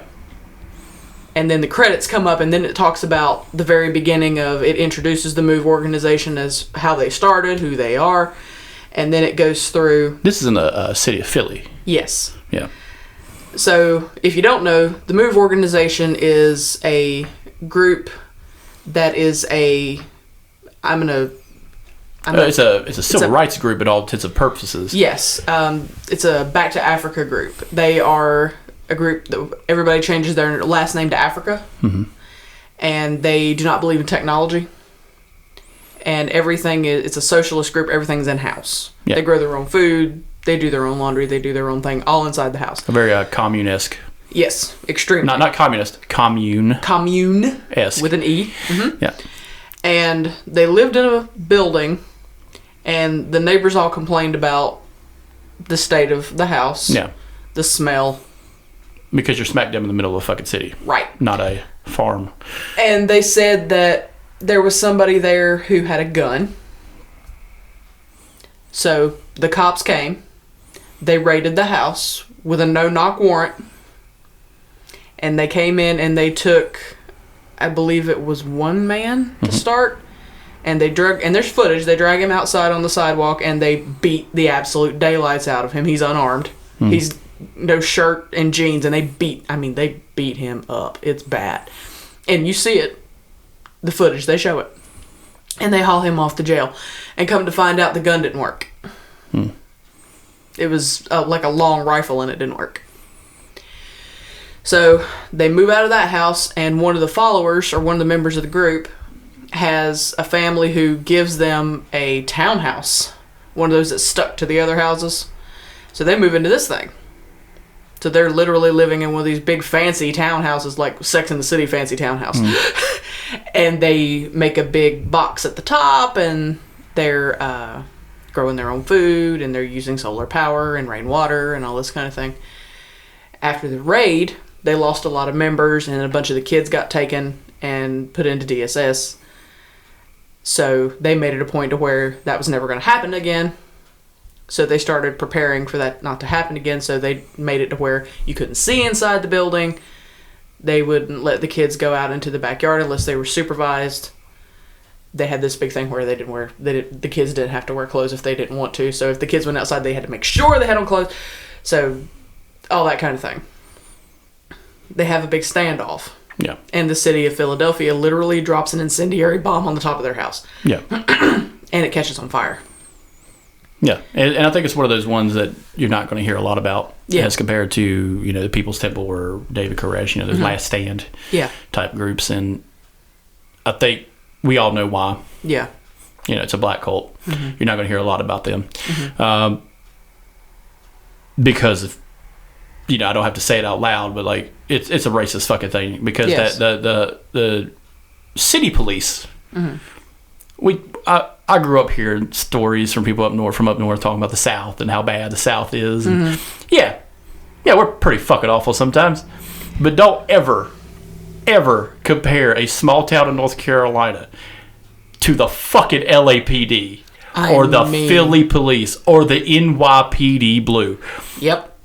Yeah, these people are the upper echelon. The Ku Klux Klan can burn in hell and be buried underground. And that's too good for them. But you also have the Knights of Columbus, who are also that version for the North. So, that's a whole story. But that is a cult in all intents and purposes. The Klan and the Knights of Columbus. That is a race-bait cult. Yeah. And trying to portray that in film is wholly unbelievable. Because people, even I think when you talked about your kid in your class who was reading about Jim Jones and listening to the footage and all that, I think it can be a little visceral because in the age of technology, you're like, how the fuck did that happen? Because there is a disconnect on, wait, what do you mean you had this in your house? Or I love the video of the girl talking about why can't we just have a phone in the house And I'm just like, darling, we did. Yeah, and, we did. And guess what? It rings all the fucking time. I don't want to burn it. But like that idea of like this disconnect in information, when trying to tell kids about cults and the dangers of those, I think that's another thing that we're going to see on the rise is a rise in cults. Perfect example is Nexium. Yes. The MLM cult, basically, which is a multi-level marketing cult. That is the next way of doing cults. Yes. It's how to drag you in to being with the fallacy of being your own boss, selling product and stuff like that. And, as we're recording this, it came out that the lady who killed the girl over the Lululemon thing, life without parole. like that's an MLM and a cult on all intensive purposes. Yes. So real life standing, we're talking about fiction. Yeah, there is a disconnect. And I think we need to have those stories told more often. Like Let the Fire Burn, the story of Waco, the People's Temple, Anthill Kids, the Children of God. I can go on for days about just different cults, but me too. I think we could take it out of the fiction element a little bit more. Keep it less villagey. Yeah. And get it more close to what Showtime's done with the Waco series, or with Michael Shannon. When they did an Aftermath with Timothy McVeigh recently. Yeah, I'm getting ready to watch that. Yeah, guess what? Timothy's an asshole. Yes. No, really? But they show more background on David Koresh in a different light. Yeah. He's not as charismatic as it was in the first story. It's not the same guy. It's a different guy. Yeah. But it is still a harrowing tale of a cult in its beginnings. And as a teacher, when you're trying to tell stories in history of, especially if you're doing U.S. history, which I would consider being easier to do than world history because the world is big and large and terrifying. Yes. But the U.S., history only gets harder as time progresses to tell. Yeah. So, do you think that when teaching history, that it's important to talk about these little groups that rise up and fall within these little time periods? Do you think that is an important story to tell, as well as the battles and wars, the political movements, stuff like that, the changing of the guard in the United States? Do you think that is a good thing to also be introduced in the history of the United States? Well, so one of the things that messed me up, actually two of the things that messed me up this semester, as you know, I just got a job at a very large public school, and I came from a very small school. So coming to a very large public school, and I'm not teaching freshmen, I'm teaching sophomores and juniors. The worst of the worst. No. Just fucking animals. Sophomores and juniors and a few seniors. And I say things like, how many of you have heard about the Trail of Tears? And I have 3 kids raise their hand out of a class of 33. And I just want to bang my head against the desk. And I'm like, all right, guess what we're doing for the next 2 days? And then, how many of you heard about the Red Summer in 1919? Nobody. Not a soul. No. And I've got one kid who I have deemed her my social justice warrior. Because she is. I told her, I said, if you don't take that with you and make that into some kind of career, I'm going to be sad and depressed. I said, I want to turn on my television and see you. Because she's got a heart for it. Yeah. And she's wanting to go into law. And I'm like, you need to do it. And I said, you, of all people, this needs to be something you need to hear about. So there was a day. So I think it's important to hit the big stuff always, but the small stuff ends up going by the wayside. And that bothers me a lot. And one of the things that I feel like the kids don't have as much as we did when we were in school is empathy's harder to build. I feel like they have it, but it's not the same as it used to be.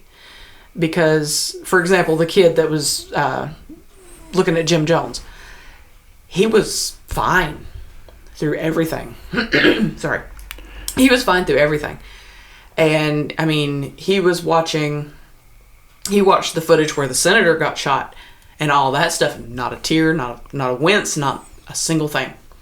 And he's a track star. He's a big dude.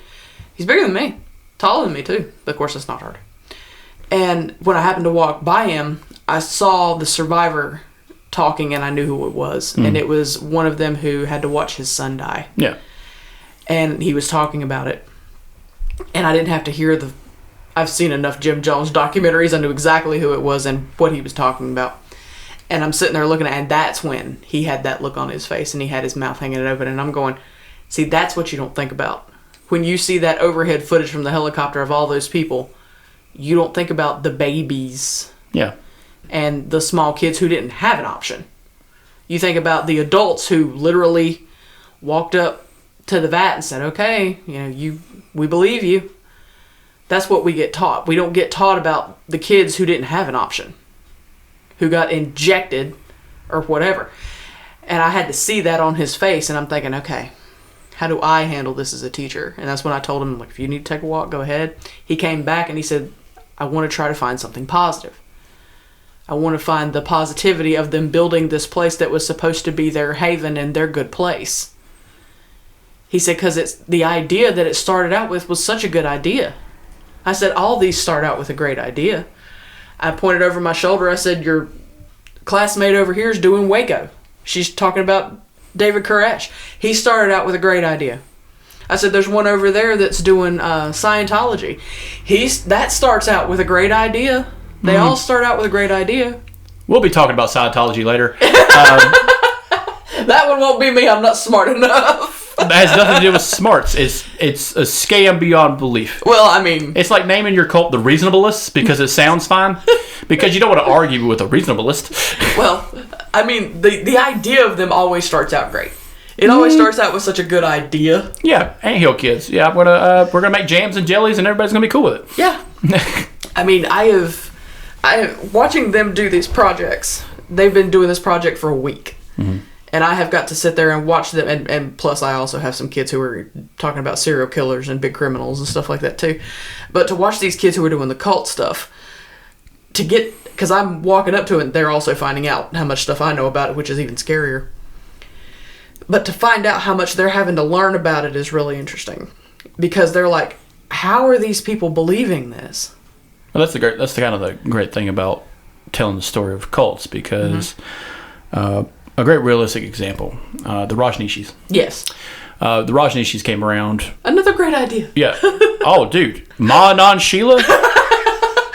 Yeah, when are you going to get that tattoo? Oh, fucking true American, motherfucker. Like, you want to talk about one of the coolest immigrants to come to the United States and become a true American and then dip because America tried to murder her? Yeah. Ma Anand Sheila. Yeah, she's one of those hardcore Americans. If she was born 100 years earlier, Idaho would be a fucking state of hers. That would be her fucking state, as Utah is for the Mormons. I'm serious. Like, in all intents and purposes, she was just born in the wrong time. But, the idea of the American spirit is in Ma Anand Sheila. But, like, in that group, you had civil engineers, doctors, psychiatrists, people who we regard with reverence, city planners, people who knew how to work the land a certain way, farmers. You had people of different class standings, all on an equal level in this, all intents and purposes, a cult. Yeah. And turn a desert into paradise in the middle of shit-fuck Idaho. Yeah. And eastern Oregon, which people forget is a desert. Like, eastern Oregon, where it meets Idaho, is a fucking desert. And they did it without the town helping them. Actually, they did it with the town against them. Yeah, and that's a whole thing. But, like, yeah, they forged their own. But there's always that. Yeah, they may have tried to kill a couple people. They took a turn out of Shakey's Pizza. But, like, when you talk about, like, everyone is susceptible to propaganda. Yeah.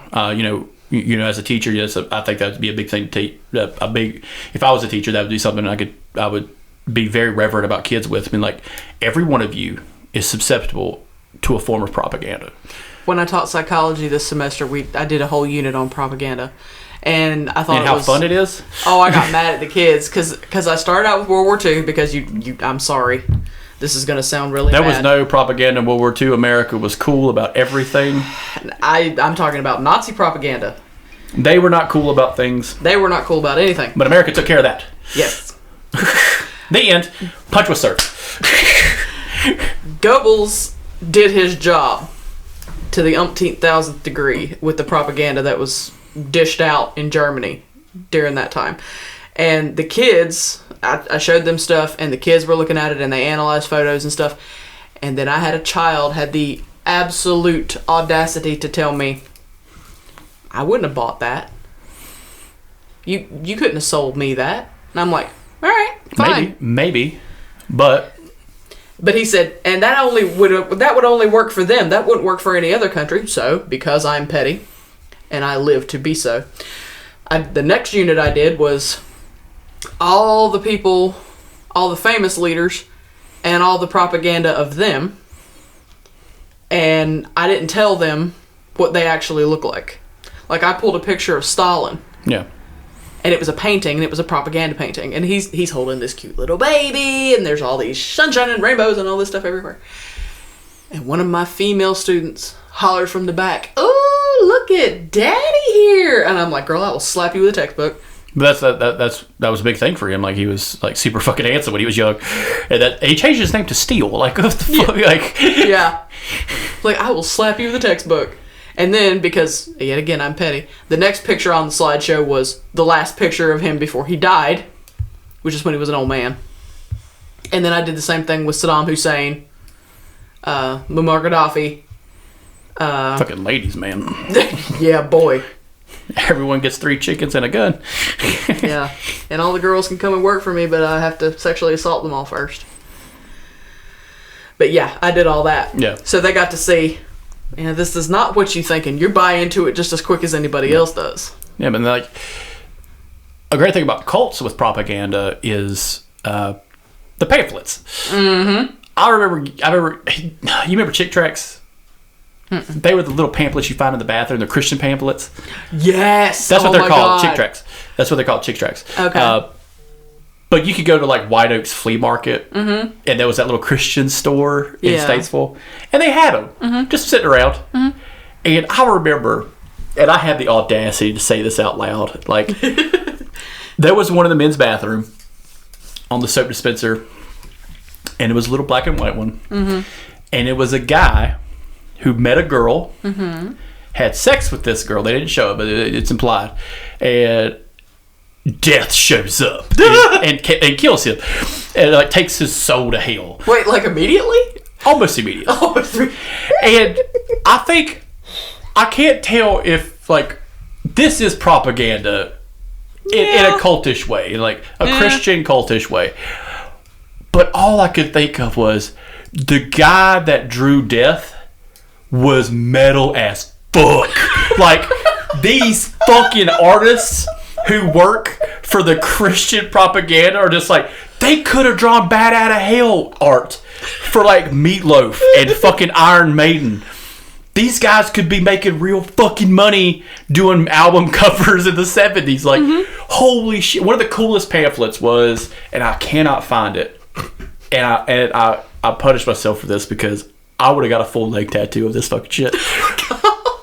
It was the 7-headed serpent dragon with the 10 horns and 10 crowns coming out of the black sea from Revelations with the whore of Babylon on it with black wavy hair, red low-cut dress with the goblet of blood, and all I could think of was, that is the most metal fucking shit.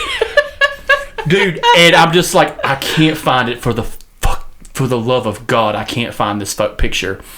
And I had the pamphlet. I literally had it. And it was a giant Revelations pamphlet of how the end was coming. I'm just like, I don't give a fuck about reading. And that right there, the photo itself, like the picture itself, it's hand drawn. It was hand drawn like the Nightmare on Elm Street poster. It was hand drawn. Yeah. And I'm just like, you guys are marketing to the wrong motherfucker. Like, get me closer to this. They should be drawing graphic novels for money. Yeah, like what the fuck? fuck? Like it's, but yeah, the little chick track. If anybody in the Discord listens to this, please tell me that you can find one of these little fucking pamphlet books, because they used to be everywhere down here in the South, and it was always the girl who had it. They were color coded. The red and blue ones were for women. The black and white ones were for guys. And you would have this person just show up at a restaurant or something and put him in the bathroom. And it's like almost as bad as the people that put like the fake 20 on the table for the waitress, and they open it and it's not a 20, it's just a prayer card that looks like a $20 bill. Mm-hmm. Yeah. These were better. Yeah. But like, that's what they were called, chick tracks. And I'm just like, God, if I could find one in the wild. Like, you're never going to find those again. Like, I think if you get a handful of those on eBay, I would show them to those kids and be like, this is what cult propaganda looks like. Because, you remember how like it was back in the day before the internet was fucking huge? And yes. It's like, oh, we need to get to the kids, and like, this is how we're going to do it with these little pamphlets. So, I'm not going to say anything else other than I didn't know that's what they were called. I saw one today. Fuck yeah. I will see if I can get it and get it to you. Fuck yeah. I love those things. Because the stories are fucking... It's a comic strip, guys. I read it and I'm like... How? This is either the most outlandish thing or the most racist thing I've ever seen in my entire life. Racist overtones like a motherfucker. Yes. Yeah, so like they are super fucking racist. Yes. But to kind of round out the episode, I kind of want to talk about my favorite cult movie, because I know you hate it. Yes. It's Midsommar. And I'll be brief. I swear I'll be brief. But Mushroom tea. As soon as they take that shit, they were in hell. They should have been in it before. No. This is why you don't drink. This is why you don't take drugs from strangers, kids. But this is like the most European, like, honky fucking religion. Because, like, as soon as they get there, they're going to target the blonde girl and been like, yep, she kind of fits the aesthetic. Because she does. Florence Pugh hits the aesthetic very well. Yes, all the caucasity. Yeah, and like, I remember watching the movie for the first time and then watching it again when I was in West Virginia with some friends of mine. Mm. And I was with my friend Raina, my buddy Alex, and we're watching this movie, and I'm already like into it, like because this is the second time I've watched it, and I'm checking out stuff I haven't seen before. There's a lot of background substance in there that is really horrifying, because the opener is horrifying. Yeah, it's a murder suicide at the beginning of the movie, and it's all about empathy and emotion in the very beginning, because you need to see how terrible this girl's life is. Yes. You need to see how far she is drugged down before she's remolded at the very end. And that's what I kind of liked about the movie, because it kind of shows how a cult reformats a person. They take somebody who's down and out, and I'm not saying all cult members are down and out, people, but this is one of the options. They are targets for a cult. Is how it happens at the beginning of the path. Yeah, so like you're going to target this, meth head chick who, like in the path, a girl who does a lot of drugs, who's had a rough life, who's been abused, whose entire house just got blown away in a tornado. Yeah, so she joins because she's an easy target, because she's at her lowest point, and she thinks Hugh Dancy's cute. Yeah, so and you can't blame her for that. So this girl is immediately targeted by her boyfriend's friend, which I love this guy because he seems genuine out the gate. Yes. Of all the other friends who hate this woman, include her boyfriend. Yeah. They are just like, please don't bring her. She's so sad. And I get that. I get it. If you're trying to do something with a group and you have failed to tell the other person that you're leaving, yeah, you're an asshole. Yes. But be understanding of the group that's like, please don't fucking bring her. She's going to bring us down. Like, I understand that part too. But the guy's like, no, come on down. Like, the water's fine. Like, it's going to be fun. I think you'll have a good time. And that's that side of the cult that doesn't get shown a lot in movies, is the outreach part. Come on down, We're here to help. We're here to help, and it's in my mind. It's this joking kind of "Oh brother, where art thou?" It's just like, "Come on down, friends, the water's fine." And it's just like they travel across the world to another country, to basically the Arkansas of Europe, and The Arkansas of Europe. Oh my god. fucking the mountains of Sweden, which is basically the fucking Ozarks. And they get there, and this cult has been here forever. Yes. But it's a cult of morning, day, and evening. In the beginning, as a child, you have a certain part, and then your midsummer days, your summer days, when you're in your prime, either you go out to, proselytize or whatever, bring people back, and then you have the night part of your life, where it ends at the age of 72, which I thought was fascinating, because that part in cults isn't talked about. There's only a handful of cults that actually talked about, hey, when you get to a certain age, we put you down. But because you've reached that echelon, most times when we talk about cults, when they die, they're being killed by cops. Yeah. Yeah, or the government. So, like, that, we don't talk about that part. But these people, at some point, are basically sacrificed for the group. And so now we know that because they get sacrificed and killed, we need more members. So we need to replenish the rank and file. So that's why they bring these people back, to kind of cherry pick the best of the best, kind of like a Hunger Games situation, without all the stupid political bullshit. I mean, but her being a perfect target, yes, is almost overstated.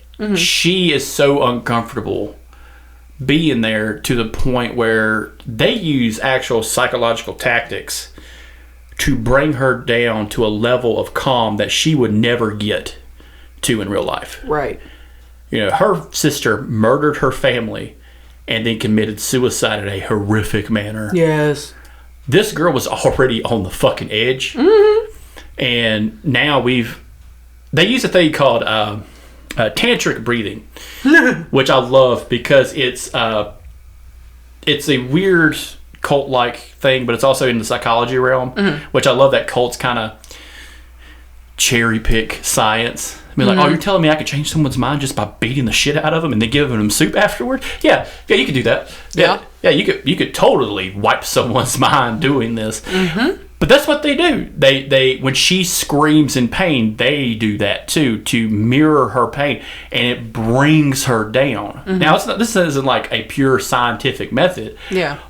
But in this situation, because of how horrific everything is, she gets right back to where she needs to be. Now, that's with all the psychological drugs and psychedelics she's taken. But throughout the story, her friends are getting knocked off, blah, blah, blah.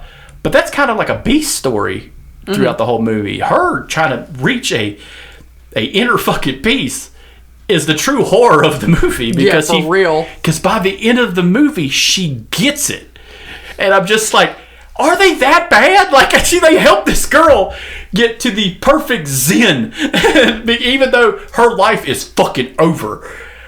Because in like 40 years, they're going to throw her off a cliff, but like right now, she is fine. And I think that's kind of like the horrific part of Midsommar in a movie about a cult is, as stupid as it is a kind of a stupid movie, but helping someone get to that, in my mind, that's what I saw. They helped her get to this level. Granted, she's now in a cult embedded deep, and her friends are all dead, and no one knows where she's at. No one. Yeah. But psychologically, she's living her best life. Yeah, like she's definitely in the zone. Like in her life, now she doesn't have to worry about anything. She doesn't have to worry about her shitty boyfriend anymore. She has no family. She has a new family that love her probably more than her own goddamn family. And I think that's the scariest part about that movie, is this group of strangers who have cherry-picked her from a group of, 12 people? Yeah. And she's in it. And I think that, when you're trying to tell real-life stories, Midsommar is perfect for that. Yeah. Granted, there are just the imagery is fucking horrific. The guy in the bear suit, the girl in the hive with the bees, the whole the hen house thing where they just rip that one guy apart. It's fucking horrific. Yes. But in my mind, all I'm looking at is Florence Pugh. I'm just like, is she okay? Like, no, until the very end where she's just like smiling that fucking smile because she's reached that inner clarity, and I'm like, she's fine. Fuck the rest of them. I don't care. I really didn't give a fuck about the other characters. I think there's a lack of empathy on my part. But like, now here's my take. Oh, I would love to hear a female take on this one because there are some hard takes about the female characters in the book, on the movie. I'm watching this movie, and I'm watching the beginning of this movie, and I'm like, oh my god, this is the beginning of this movie? Yeah. I'm like, okay, let's see where this trigger fest takes us. And as soon as I heard her boyfriend talk about, I'm gonna break up with her when we get back from the trip, I'm like, okay, I hope, let's see, how nice can I say this where I don't get fired if anybody finds out about I said it. I hope his male appendage gets caught in a bear trap. Well, he got caught in a ginger and then he burned to death. So Close enough. He got caught in a bear suit.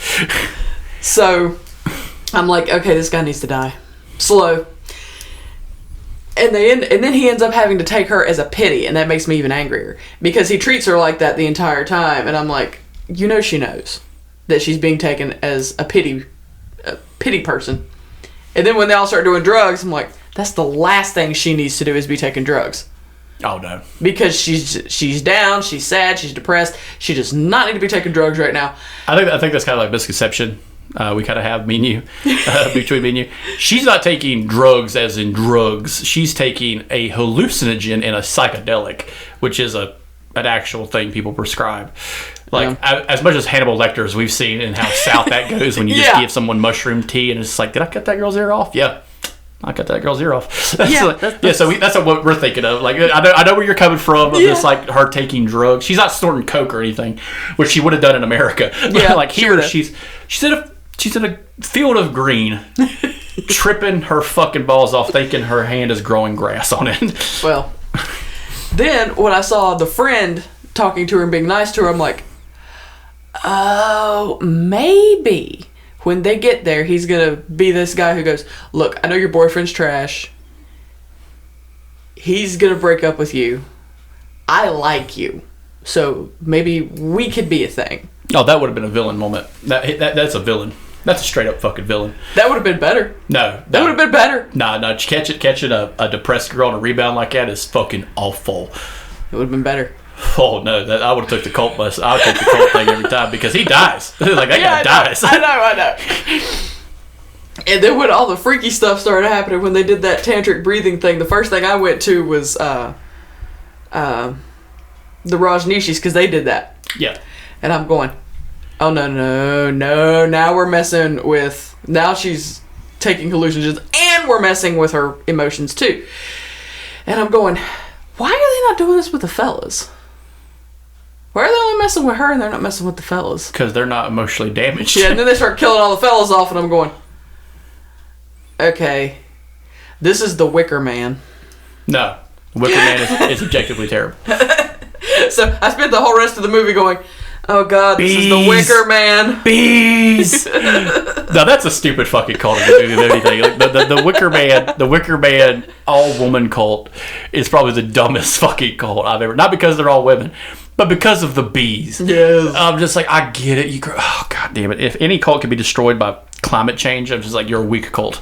That was what I spent the whole time doing. And then at the end, when she smiled that smile, I'm like, I have wasted my time. I will never get this time back in my life. And the next time I see Chris, I'm going to say, Chris, this movie you told me is the greatest movie that's ever been. It's the dumbest thing I've ever seen. Oh, it could be so much worse. We could be in a movie theater watching a movie. And I could call it halfway through. Hey, it was a good movie up to that point. Yeah, up to the Three Knuckle Shuffle. Yeah, it was great. It was a good movie up to that point. Midsummer did not have that up to that point. No, because that's not that kind of movie. Not that kind of roller coaster. You know, you're talking about Scooby-Doo and Top Gun. Like, it's just like... Hey, Both are equally good. Yeah, if you're a child. Yes, in both cases. Yeah, so, but yeah, that's kind of like how I saw like a good cult movie. Like in all standing, like as fucking wild as it is, I think it is a great example of the cult at its most extreme. You know, compared to some other movies where we see it's just like Satanist bikers, you know, old Satanists in a fucking apartment building, or you know, our Last Stand cults, or our Move Away from America for Freedom cults. You know, I think that one was probably the best interpretation of a cult because of how dynamic they created a whole religion just to show this off. Yeah, because it is a very cherry picked kind of way of doing things. It seems like it's a cult of pagans almost. You know what I'm saying? Like a pre-Judeo-Christian cult. You know, an untouched part of the world that wasn't touched by the Crusades or empires of long ago. You know. Yeah. Where you do see that kind of filter into our traditions now, but they are just pure tradition. Yeah. And I think that was kind of like the fascinating part for me was seeing that as untouched. Granted, the Oracle character was fucking horrific, but like, well, yeah, but that's no different than when we read about mythology and stuff like that. But yeah, that was just like a personal favorite of mine. And you know, going back to the path, the one we opened up with, you know, as far as that show goes, there is a rise and fall and a rise of our two main protagonist and antagonist, because I think with those shows, they're both equally awful and yet lawfully good. Yes, because like, you know, Hugh Dancy's character in The Path, you know, who is a strong, vigilant leader of a cult, which you need to have. Yes. But also an open-minded and empathetic and kind as Pinkman's character. You need that as well. Yes. But they are going to butt heads to the umpteenth degree every time in a show like that. Yeah. Or in a cult like that. Because eventually it does come full head with a kind of a third act psycho by the time the show ends. But it's not the worst ending. No. I thought they did okay. Yeah. But yeah, so overall, with cults being representation in media, do you think it's better going into the future, like that they create more fictionalized cult movies or more documentary style productions going into how this cult came to be? Like, not so much like a Waco kind of thing, but like a real, you know, step by step, like let the fire burn storytelling, as opposed to The Sacrament or something like that, which is a fictionalized story of a Jim Jones type thing. Don't hate me, but I'm gonna cop out. I think they need to do the fictionalized ones because that will lead to the documentaries. Yeah. Because, like, for example, having sat in the classroom and seen kids that are like, "What's Waco?" I'm like, who's Jim Jones? No. All right, kids, pull up a chair and grab some Kool-Aid. Oh, bless. Flavor-Aid. Kool-Aid. No. We spend the extra on Kool-Aid in Chris's cult. Oh, okay. We can call them Christians. We're not. We have. You know what's funny is, like, we did a whole episode about Midnight Mass. Yes. And that guy would have spent the money on the Kool-Aid because he's creating God's army. He would have. I love that guy. I love that scene where he's just getting fucking fire and brimstone at the end. It's like, this little Catholic. But I think doing the like you said, the plausible fiction ones, I think that would bring a lot more attention from this generation, and God forbid the generations after, and that would be you think we're getting that far? Hey, maybe. Maybe. And then that would be like, especially if you said something at the end of the movie where you say, you know, based on actual events, and then they'd be like, hey, you know, what actual events? And then that would get them to look up the actual events, and then that could spring more documentaries and more research into things, in my opinion. Yeah, I'm always a big fan of the documentary. I didn't learn about cults in school. I didn't learn about religious fervor or any of these things. I went to a Baptist church growing up. I went to Yeah. fucking public school. We did not talk about these things. I learned about the Crusades, but that's like religious wise. That's as far as I went. I tried to go to Bible history in high school. That lasted about a day. I'm amazed you lasted that long. Because he's a Methodist, Ooh. and he didn't agree with my idea of what really happened at Sodom and Gomorrah. This is high school. I just had a question. Like, could have been Vikings? Like, could have been like tall white guys from the mountains that came down to slaughter a bunch of fucking Arabs? Like, could it have been? He's like, no, it was angels. I'm just like, get the fuck out of here, dude. Like, you no open-mindedness at all. Or just like, but Bible theory with Chris is a whole different thing. Yes, it is. It's on a Patreon. It's on everything. It ought to be. It needs to be. I read chip tracks. Like, and while it's a sin to listen to fucking Meatloaf and Dio. And we will both be going straight to hell immediately. At least the soundtrack will be good. I'm just saying. Well, folks, thanks for listening. Christy, thanks for joining us on the Cryptic Conspiracy Cult. Hope to have you again soon. Sure. Folks, please come and listen to the rest of the shows on Something Good Network. Alex has redone Something Good for You with David Weimer. We got backtracked episodes of No Time to Turn, a Kiss anthology series, very well done with Russ Ward and Captain Nunn. Check us out on our new show coming up with me and Christy as co-hosts. A real deep dive into history. And we hope you enjoy. If you have any suggestions, listen to Discord. Thank you for listening. Thanks.